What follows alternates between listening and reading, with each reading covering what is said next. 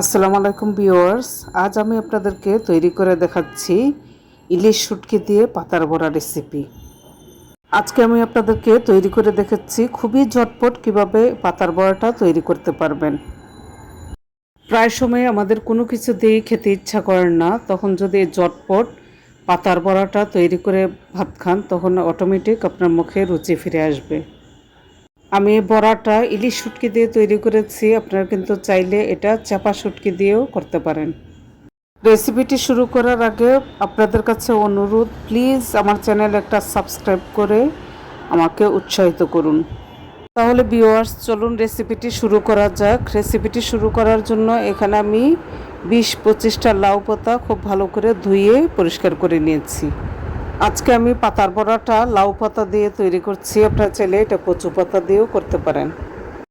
এখন আমি লাউ পাতাগুলোকে গরম পানিতে ভাপ দিয়ে নেব।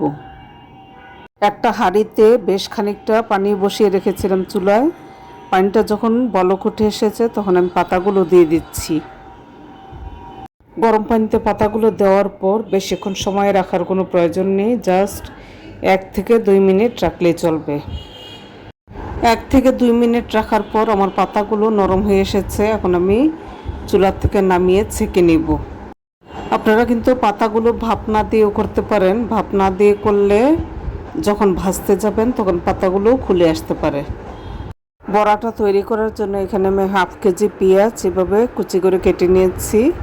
আর এখানে আমি 3 পিস ইলিশ শুটকি এভাবে ছোট ছোট টুকরা করে কেটে নিয়েছি। এখান থেকে অর্ধেক ইলিশ শুটকি আমি যে মরিচ এবং পেঁয়াজ দিয়ে একটা পেস্ট তৈরি করব সেটার মধ্যে দিব। তো আমি মরিচটা আগের থেকে এভাবে গ্রাইন্ডারে গুঁড়ো করে রেখেছিলাম। পেঁয়াজ মরিচের পেস্টটা তৈরি করার জন্য আমি গ্রাইন্ডারে জারে প্রথমে বেশ কিছু পেঁয়াজ কুচি দিয়ে দিচ্ছি। এর সাথে আমি ইলিশ শুটকির টুকরা দিয়ে দিচ্ছি এবং আমি যে গ্রাইন্ডারে মরিচ গুঁড়া করে রেখেছিলাম সেখান থেকে দিয়ে দিচ্ছি কিছুটা মরিচ এবং সামান্য একটু লবণ দিয়ে আমি গ্রাইন্ডারে একটা পেস্ট তৈরি করে নিয়েছি। এই পেস্টটা যদি পাটায় বেটে করতে হয় তাহলে অনেক বেশি কষ্ট হয়ে যায়। তো আমি যে পাতাগুলো ভাপ দিয়ে রেখেছিলাম সে পাতার থেকে এভাবে চিপে চিপে রসটা বের করে নিচ্ছি। নিয়ে আমি ওইখান থেকে মরিচ এবং পেঁয়াজের যে পেস্ট সেখানে বেশ কিছুটা দিয়ে দিচ্ছি পাতার মধ্যে। প্রথমে আমি পাতাটার এক সাইড থেকে 2টা ভাঁজ করে নিচ্ছি। এটা সুবিধা হবে, যদি কোনো ফুটা থাকে তাহলে এটা লিক হয়ে যাবে না।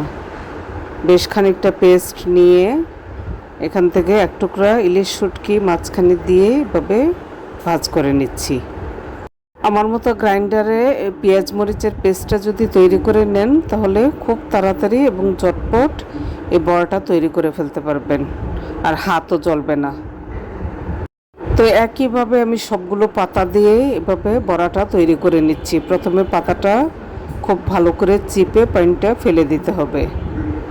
তারপর এভাবে পাতাটা খুলে এক পাশ থেকে 2 ভাঁজ করে বেশ খানিকটা পেঁয়াজ মরিচের পেস্ট দিয়ে দিতে হবে। ঝালটা সম্পূর্ণই আপনাদের পছন্দ মতো দেবেন। মাঝখানে এক টুকরা ইলিশ শুটকি আমি দিয়েছি।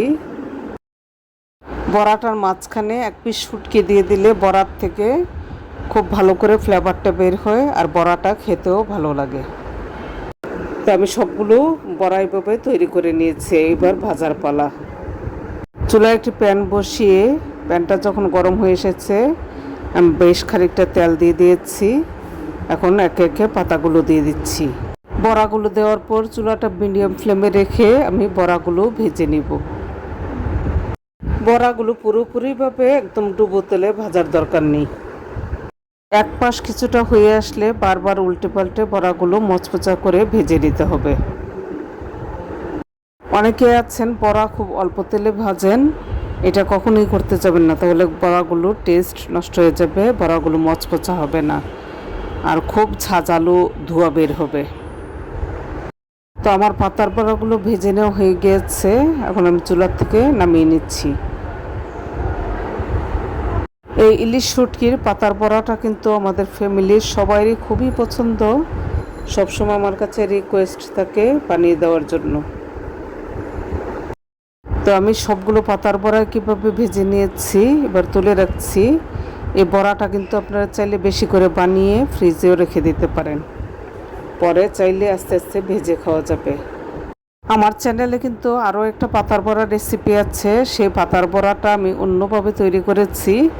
তো আপনাদের কাছে যেভাবে ভালো লাগে সেভাবে আপনারা পাতার বড়াটা তৈরি করে খেতে পারেন। তো ভিউয়ার্স, খুবই ইজিভাবে তৈরি হয়ে গেল এবং ঝটপট তৈরি হয়ে গেল আমার পাতার বড়া রেসিপি। তো সবাই ভালো থাকুন, আজকে এই পর্যন্ত, আল্লাহ হাফেজ।